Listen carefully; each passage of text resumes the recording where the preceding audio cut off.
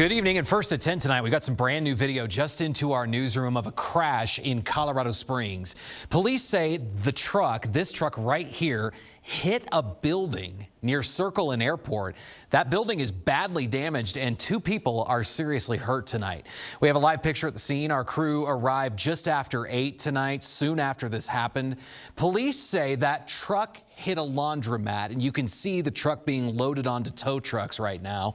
The driver has been taken to the hospital. The other person who was hurt was outside of the business. Again, serious injuries in this crash. Police say there were people inside the laundromat too tonight, but there wasn't anybody else injured. Police on scene tell our crew that alcohol and speed are being investigated as possible factors in that crash.